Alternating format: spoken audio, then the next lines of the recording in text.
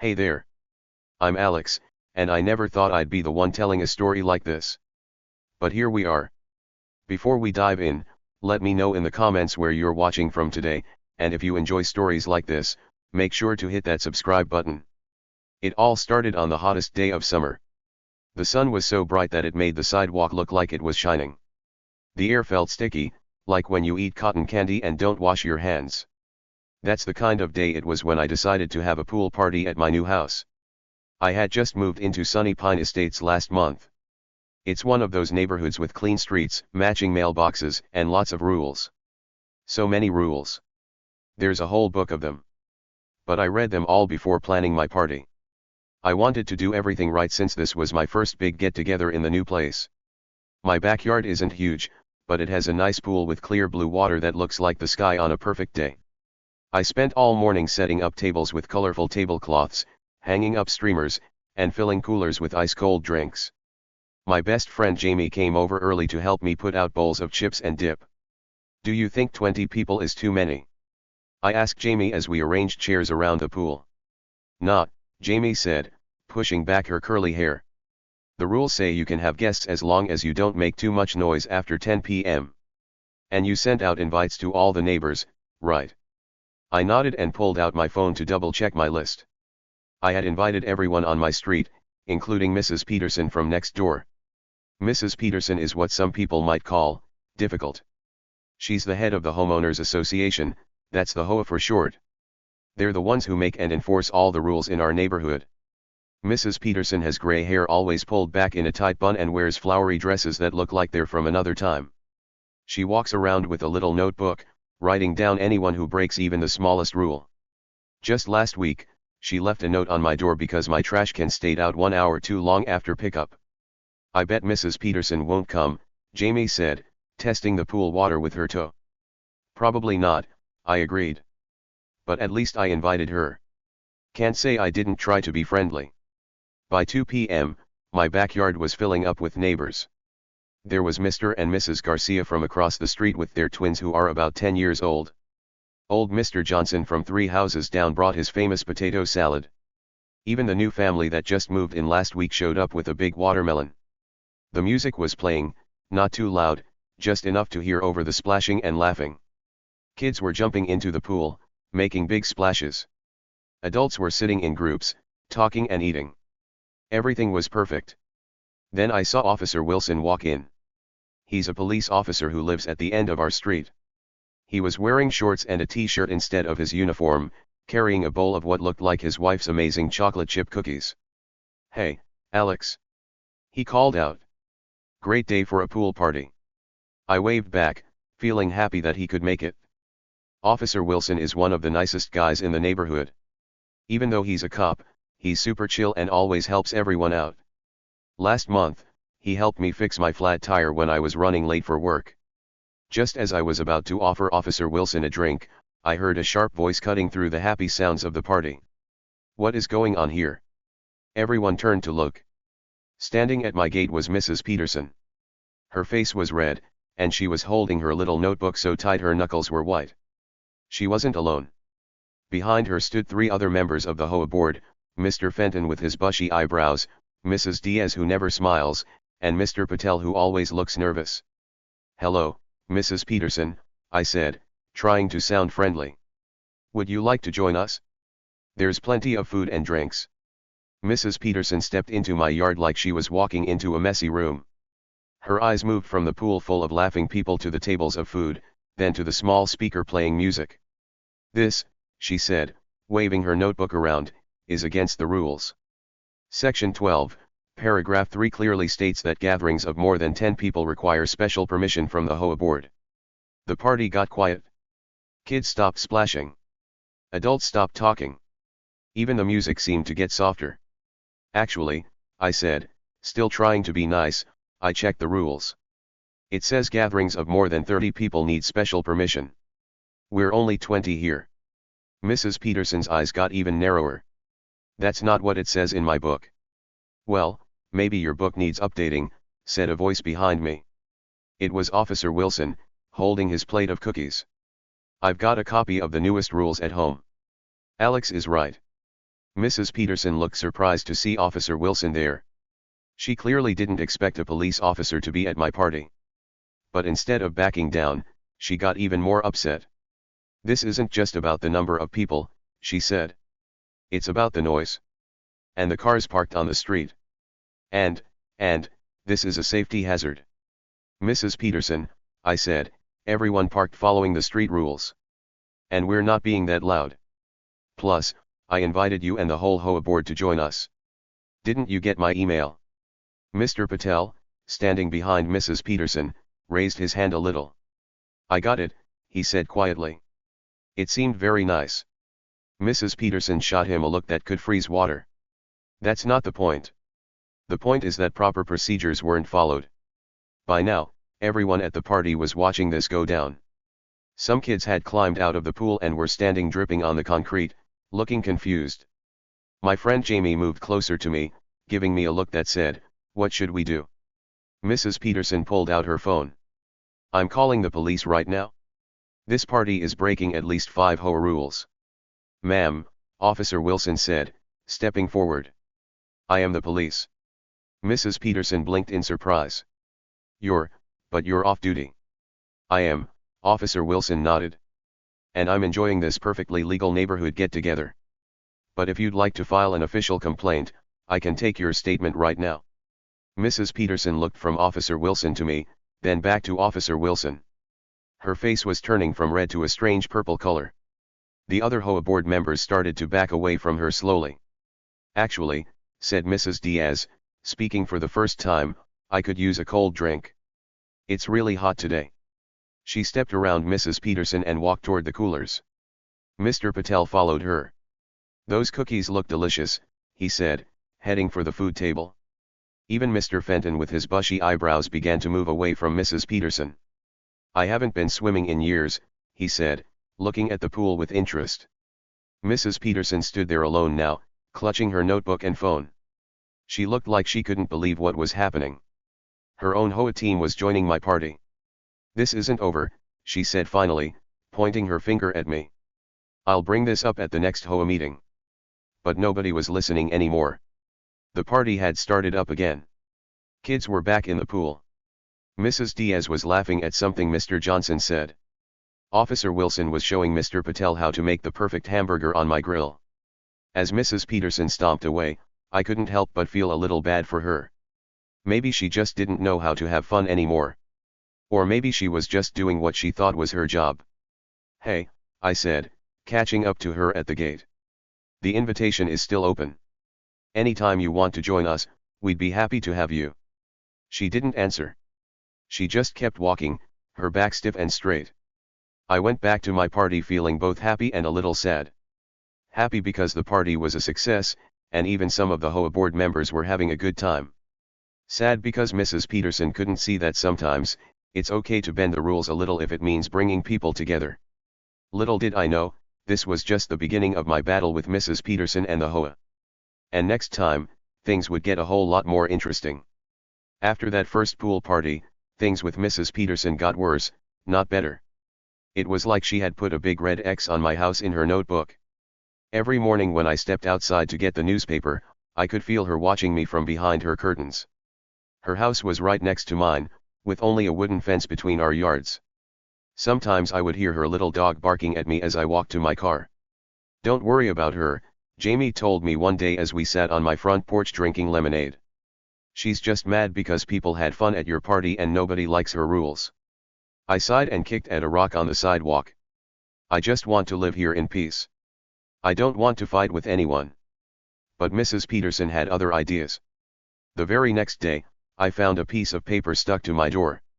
It was bright yellow and had big black letters at the top that said "Violation Notice." According to Mrs. Peterson, my grass was half an inch too tall. Half an inch? Who even measures grass with a ruler? Mrs. Peterson, that's who. The notice said I had 3 days to fix the problem or I would have to pay a fine of $50. $50 just because my grass was a tiny bit too tall. That's like 2 weeks of lunch money. I was so mad that my hands were shaking, but I didn't want to give Mrs. Peterson the satisfaction of seeing me upset. So I went to the garage, pulled out my lawnmower, and cut the grass right then and there, even though it was super hot outside.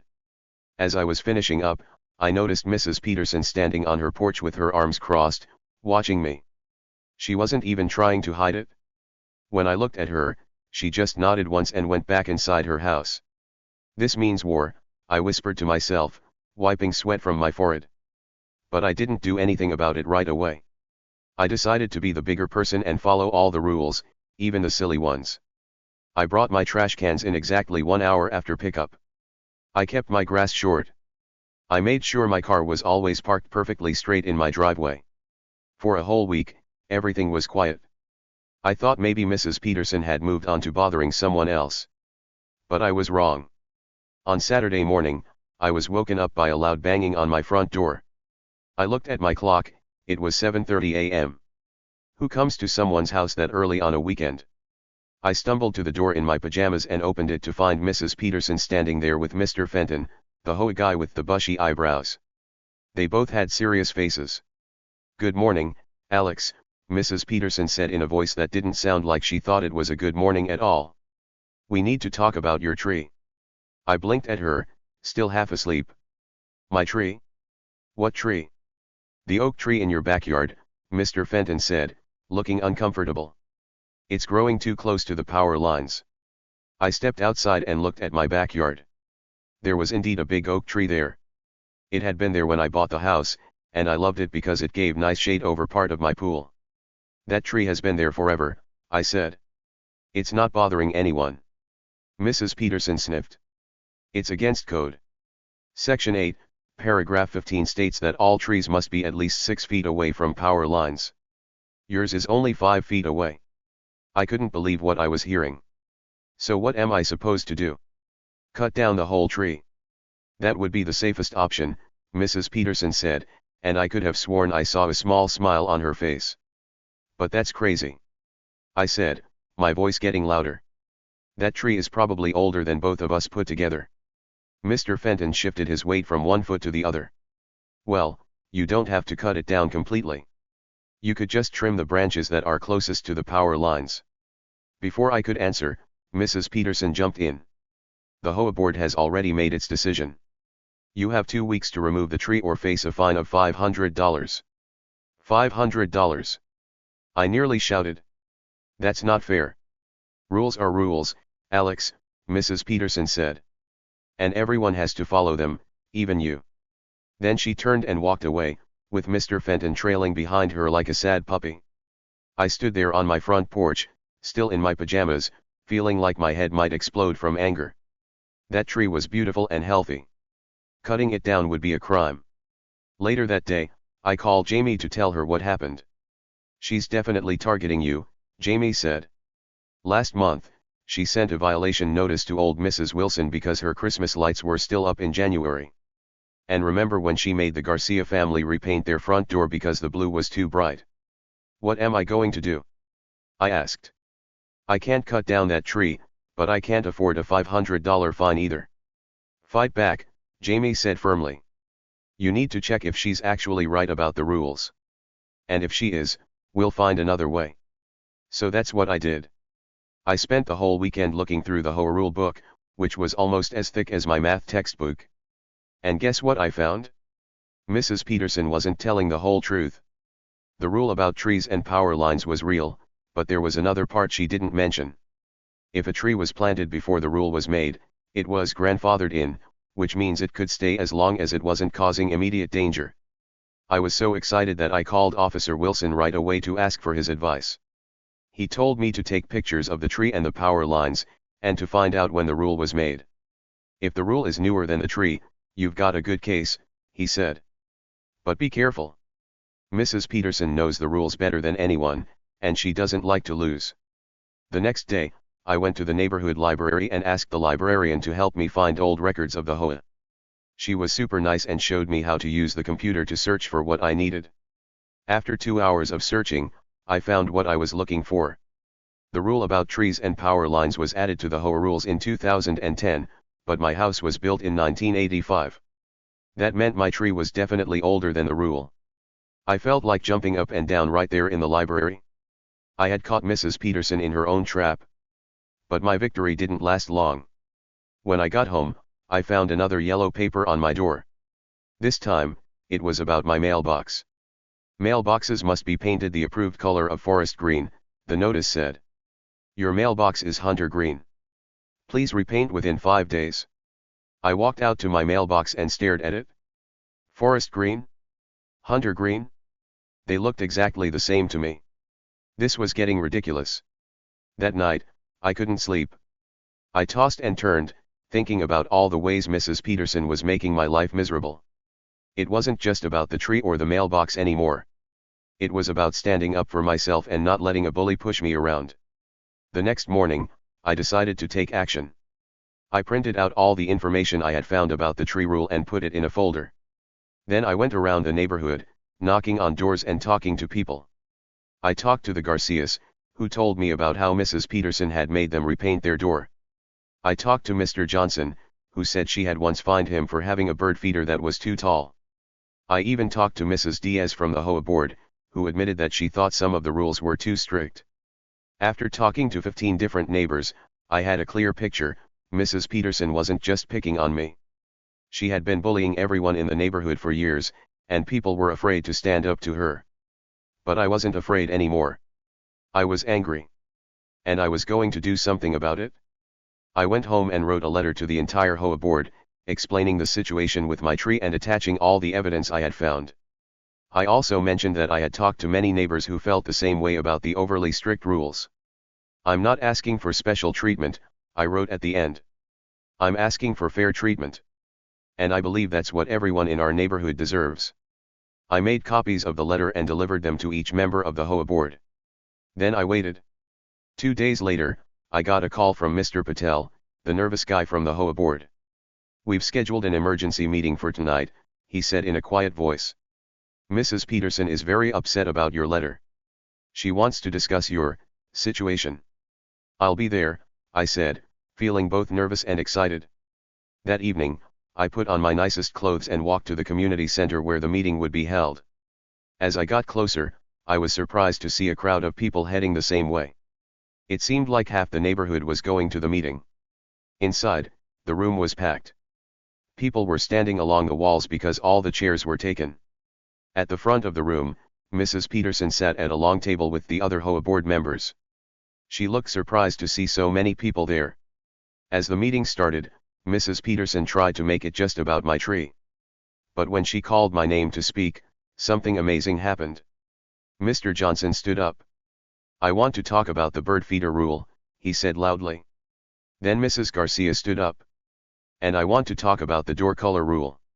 One by one, neighbors stood up and shared their stories about Mrs. Peterson's unfair treatment. The room got louder and louder as more people joined in. Mrs. Peterson tried to bang her gavel to bring order, but nobody was listening to her anymore. The other board members looked shocked by how many people were upset. Finally, Officer Wilson stood up and the room got quiet. I think it's clear, he said, that we need to review all the HOA rules and how they're being enforced. Maybe it's time for some changes. The crowd cheered and clapped. Mrs. Peterson's face turned bright red, and she looked like she was about to explode. But for once, she didn't have anything to say. As I looked around at all my neighbors standing together, I realized something important. Sometimes, standing up to a bully isn't just about protecting yourself. It's about protecting everyone. The battle with Mrs. Peterson wasn't over yet, not by a long shot. But for the first time since I moved in, I felt like I had a chance to win. The week after the big HOA meeting, our neighborhood felt different. People who never talked to each other before were now stopping to chat on the sidewalks. Kids played together in front yards instead of staying behind fences. It was like everyone could finally breathe a little easier. But not Mrs. Peterson.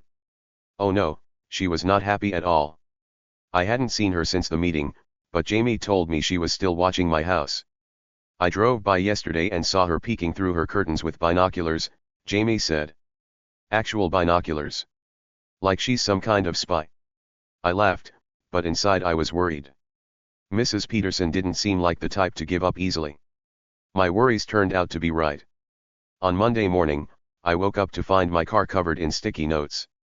Each little yellow paper had a different HOA rule written on it in tiny, perfect handwriting. There must have been 100 of them stuck all over my windshield, windows, and doors. This is getting crazy, I said to myself as I pulled them off one by one. It took me so long that I was late for work. That was just the beginning. Every day that week, something weird happened. On Tuesday, someone turned off the water to my house. On Wednesday, all my mail was marked return to sender even though my address was right. On Thursday, my trash cans disappeared completely. I couldn't prove it was Mrs. Peterson doing these things, but who else could it be?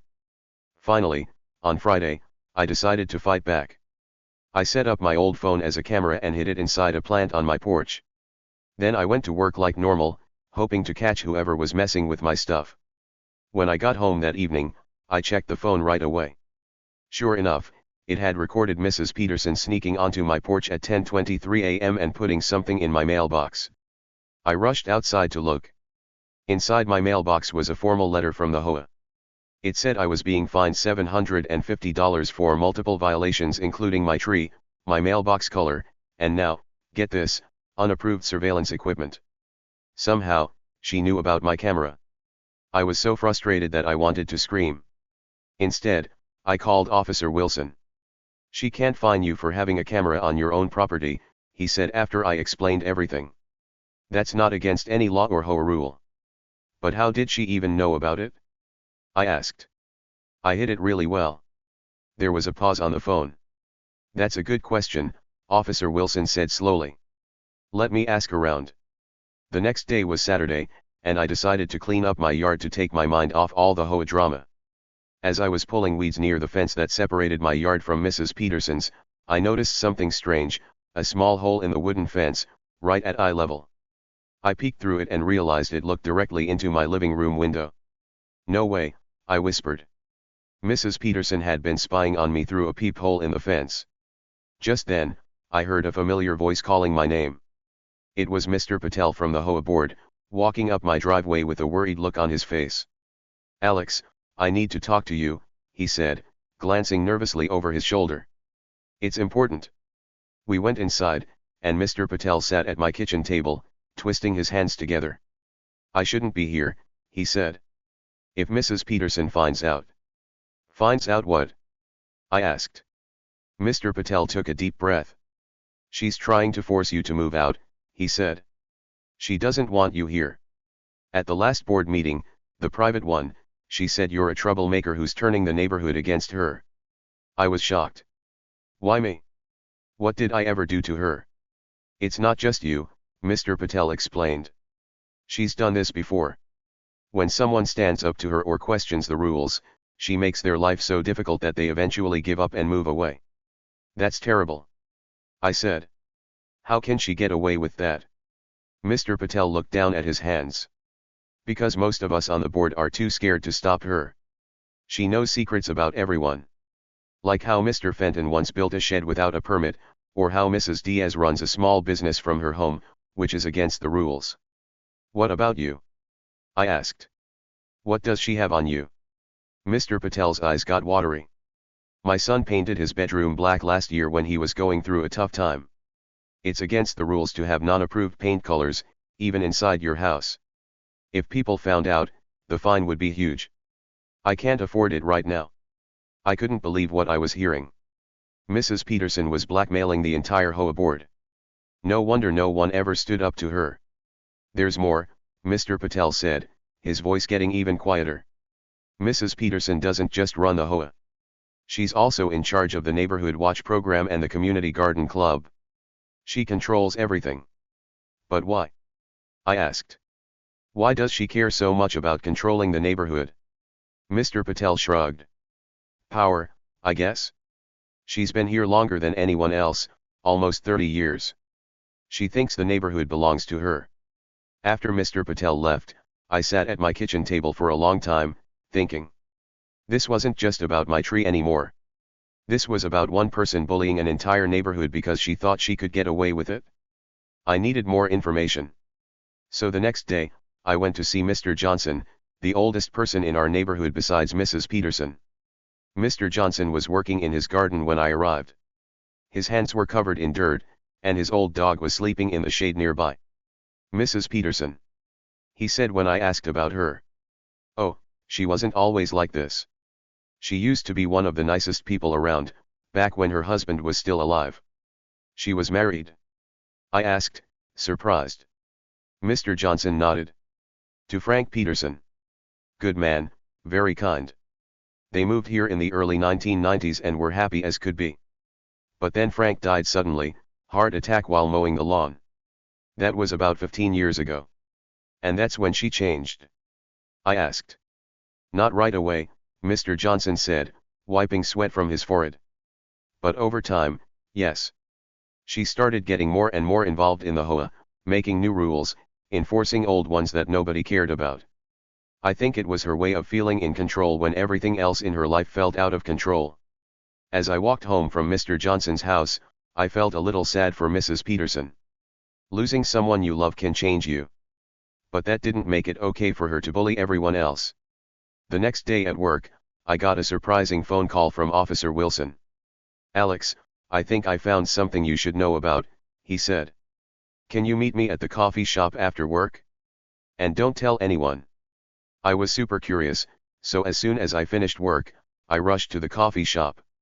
Officer Wilson was already there, sitting in a corner booth with a folder in front of him. So I did some digging, he said after I sat down. It turns out Mrs. Peterson has been taking money from the HOA funds. My mouth fell open. She's been stealing. Officer Wilson shook his head. Not exactly stealing. More like, using the money in ways that weren't approved.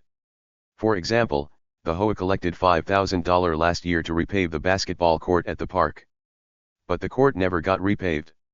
Instead, the money went to installing new security cameras around the neighborhood, cameras that only Mrs. Peterson has access to. That's why she knows everything that happens. I said, suddenly understanding. She's watching everyone.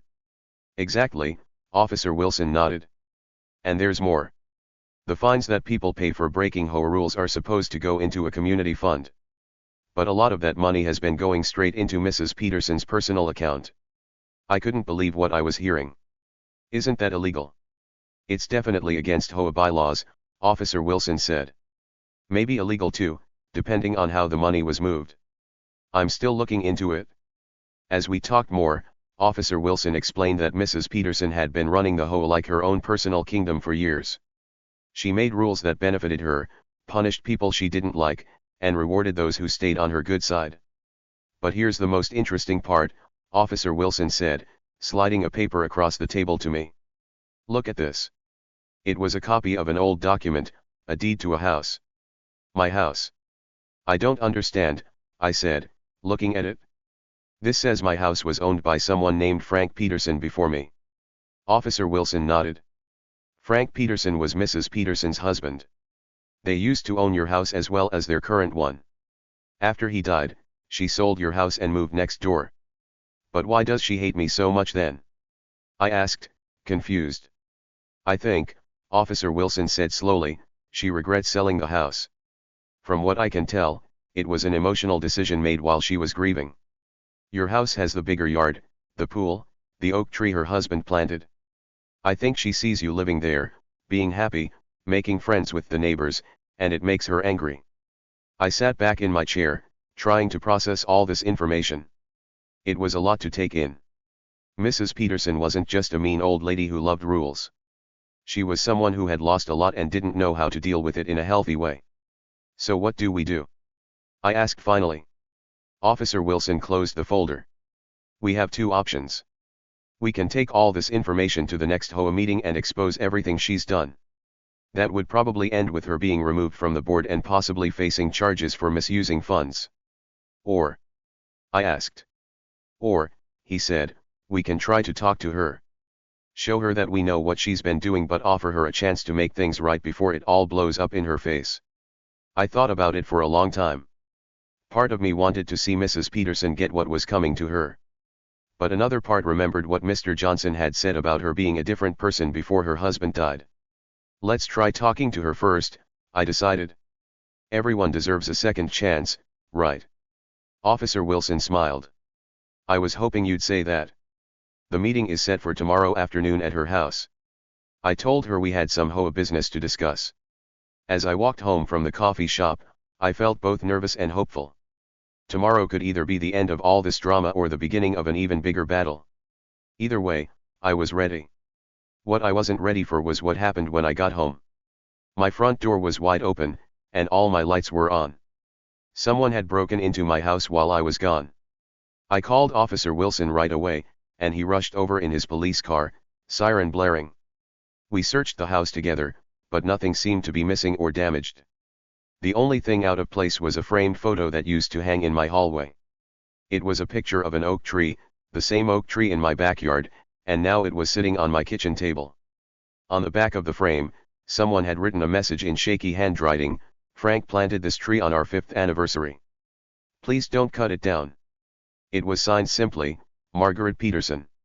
For the first time, I realized I had never even known Mrs. Peterson's first name until now. Margaret. She wasn't just HOA Karen or the mean old lady next door. She was a person with a history, with love and loss in her life. As Officer Wilson and I stood looking at the photo, I knew tomorrow's meeting was going to be very different from what I had expected. This wasn't just about rules and power anymore. It was about healing old wounds and maybe, just maybe, finding a way to move forward together. The battle with Mrs. Peterson, with Margaret, was about to take a turn neither of us had seen coming. I didn't sleep much that night. I kept thinking about Mrs. Peterson, Margaret, and the photo she had left on my table. The oak tree that meant so much to her was the same tree she had ordered me to cut down. It didn't make any sense. When morning came, I made a big pot of coffee and sat on my back porch, looking at the tree. It was tall and strong, with branches that spread out wide over my yard. Birds were singing in its leaves, and squirrels ran up and down its trunk. Frank had planted this tree for Margaret. It was a gift of love. "I won't cut you down," I whispered to the tree. "I promise." At exactly 2 p.m., Officer Wilson picked me up in his car. He was wearing his police uniform, which surprised me. "I thought this was going to be a friendly talk," I said, pointing at his badge. "It is," he said. "But sometimes people take things more seriously when they're official." We drove the short distance to Mrs. Peterson's house in silence. My stomach felt like it was full of jumping beans. What would I say to her? What would she say to me? Mrs. Peterson's house was smaller than mine but perfectly kept. The grass was exactly the right height. The flowers in the garden were all the same color. Even the curtains in the windows were perfectly straight. Officer Wilson knocked on the door, and after a moment, Mrs. Peterson opened it. She was wearing a flowery dress and had her gray hair pulled back in its usual tight bun. When she saw us, her eyes got wide. "What's this about?" she asked, her voice not as strong as usual. "May we come in, Mrs. Peterson?" Officer Wilson asked politely. "We have some important matters to discuss." She hesitated, then stepped back to let us in. The inside of her house was just as neat as the outside. Every surface was clean and shiny. But what caught my eye were the photos, dozens of them hanging on the walls and sitting on tables. Almost all of them showed Mrs. Peterson with a tall man with kind eyes and a big smile. "Frank. Please sit down," Mrs. Peterson said, pointing to her living room sofa. She sat in a chair across from us, her back straight and her hands folded in her lap. Officer Wilson started talking. He explained that he had discovered some problems with the HOA finances. He showed her papers and receipts that proved she had been using HOA money for things that weren't approved. As he talked, Mrs. Peterson's face got paler and paler. She didn't say a word, just stared at the papers in front of her. "This is serious," Officer Wilson said finally. "Misusing HOA funds could lead to legal trouble. But before we take this any further, we wanted to give you a chance to explain." The room was so quiet you could hear the clock ticking on the wall. Mrs. Peterson looked up, and to my surprise, her eyes were filled with tears. "Are you going to arrest me?" she asked in a small voice. Officer Wilson shook his head. "That's not why we're here. We want to understand what's been happening and find a way to fix it." Mrs. Peterson took a deep breath. "I've been in charge of the HOA for 12 years, she said. "At first, I just wanted to keep the neighborhood nice. Frank always said our neighborhood was special. He loved this place." She looked down at her hands. "But then people started breaking rules. They didn't care about keeping things nice. They painted their houses wrong colors. They let their dogs run loose. They played loud music. It felt like everything Frank loved was falling apart. I listened carefully, trying to understand. Mrs. Peterson wasn't just a mean rule follower. She was trying to protect something that had been important to her husband. As for the money, she continued, yes, I used some of it for things that weren't approved. But I wasn't stealing. I was using it to install cameras to catch rule breakers. To plant flowers in the park. To fix the broken street lights. All things that make our neighborhood better.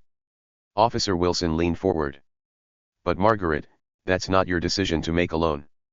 The HOA is supposed to vote on how to spend the money. Mrs. Peterson's face got red. They would have voted wrong. They don't understand what's important. I had been quiet the whole time, but now I spoke up. Like the oak tree in my yard? I asked. The one Frank planted. Mrs. Peterson's eyes snapped to mine. You found my note. I nodded. Why did you tell me to cut it down if it means so much to you? For a long moment, Mrs. Peterson didn't answer. Then she stood up and walked to a bookshelf. She pulled out a photo album and brought it back to her chair. This is Frank and me on our 5th anniversary, she said, showing us a picture of a much younger couple standing next to a tiny tree. We had just bought both houses, yours and this one. We were going to live in yours, and rent this one out. Frank planted that oak tree to mark the occasion. She turned the page. But then Frank got sick. Cancer. He fought it for 3 years, but in the end. She trailed off, her voice cracking. I'm so sorry, I said softly. Mrs. Peterson nodded. After he died, I couldn't bear to live in that house anymore. Too many memories. So I sold it and moved here instead. But I've regretted it ever since. She looked up at me, her eyes hard again. Then you moved in. Young, happy, making friends with everyone. Having pool parties. Living the life Frank and I were supposed to have in that house. So you tried to make me move out, I said, understanding now. The fines, the rules, the spying, it was all to get me to leave. Mrs. Peterson didn't deny it. I thought if you left, I could buy the house back. I've been saving for years. But then you started standing up to me, getting everyone on your side. I panicked. Officer Wilson spoke up. Margaret, you can't keep doing this. Using HOA money improperly, harassing residents, making up rules, it has to stop. Are you going to tell everyone? She asked, looking frightened. That depends, I said. Are you willing to make things right? Mrs. Peterson looked confused. What do you mean? I mean, I said, you could start by paying back the money you used without approval. And maybe step down as HOA president to let someone else take a turn. And what about you? She asked. Are you going to cut down the tree? I shook my head. No. That tree means something to you, and now it means something to me too. It's a reminder that we all have stories, and we should try to understand each other's stories before judging. Mrs. Peterson looked at me for a long time. Then something amazing happened. She smiled. Not a big smile, just a small one, but it was real. Frank would have liked you, she said quietly. Just then, the doorbell rang. Mrs. Peterson looked startled. I'm not expecting anyone, she said. Officer Wilson got up to answer the door. When he opened it, I nearly fell out of my chair in surprise. Standing on the porch was Mr. Patel, Mrs. Diaz, Mr. Fenton, and about 10 other neighbors.